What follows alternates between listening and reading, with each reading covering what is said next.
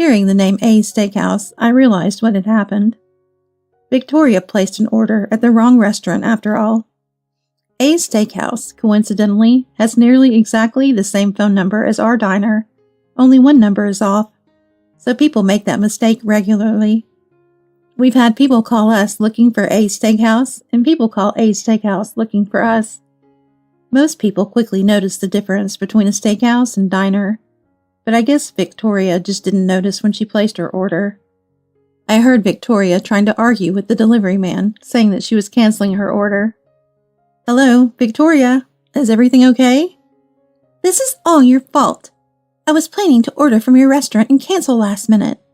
I accidentally placed an order at the wrong restaurant." What she said, and her plan as a whole, took me aback. On the other side of the phone, the delivery man continued to tell her she has to pay, while she went into hysterics saying she's canceling. "It's your fault. Come here now." "I'm in the middle of a delivery." "I don't care. If you don't come now, I'll never let you live this down." With no choice, I did my final delivery, stopped by A's Steakhouse to explain the situation, and then headed to Victoria's house. There, I found the annoyed delivery man standing with his arms crossed and Victoria screaming. "Are you okay?" "Of course I'm not okay. It's your fault this happened. You better pay for this order." "Why would I have to pay for this?" "Why do I? Wait, was the 50-person party a lie?" "Of course it was a lie. More importantly, pay for this." "She has nothing to do with your order. You're the one who placed it, right?" The delivery man tried to defend me, but Victoria yelled back at him. "Which is why I'm telling you, I want to cancel. I don't need these steaks." "We were never informed of a cancellation. Our restaurant doesn't accept cancellations in the first place. How many times do I have to tell you?" As this continued on, the manager of the steakhouse appeared with a lawyer. "Mrs. Anderson, please, we do not accept cancellations, so you will have to pay for the food." That didn't shake Victoria at all. "I never intended on paying for this in the first place." "Victoria, calm down." "I planned on making a huge order at her restaurant and then canceling last minute. I don't even want to eat these steaks." The steakhouse manager looked over at his lawyer. "So you're saying that you made this huge order with the intention of canceling it last minute?" "Yes. I just said that, didn't I? I did this to make her suffer. So I don't need these steaks. Take them back to the restaurant. Go away." The three of us looked at Victoria stunned. I couldn't believe how illogical and self-centered she was. "Mrs. Anderson, do you understand the situation you're in right now?" "What?" "I recorded everything you just said. My lawyer here also heard everything. If you do not cooperate, we will have to take you to court. We will make sure that the law judges what you've done." Hearing that, Victoria went pale and froze for a minute. "Why does this have to happen to me?"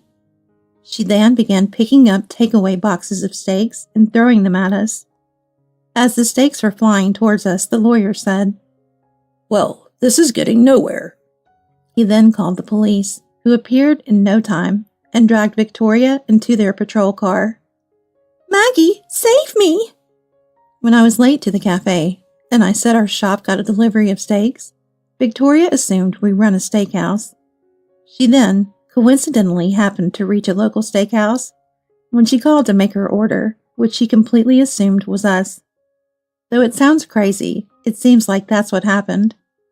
What Victoria said about my husband's customer service, it turns out she reached one of the assistant chefs at the steakhouse who just moved to the States. He's still learning English, which is why he sounded cold over the phone. The Mrs. Anderson who made an order at our diner was someone else. Later, Thomas mentioned that he thought it was strange, since the order we got was nothing close to 50 servings. Overall, there were too many coincidences. Though she never accepted her fault, Victoria was forced to pay the cost of the 50 steaks, as well as the penalties for having intentionally attempted to harm the steakhouse's business. After this whole drama, in combination with other trouble they were having at home, Victoria's husband filed for divorce and kicked her out of the house.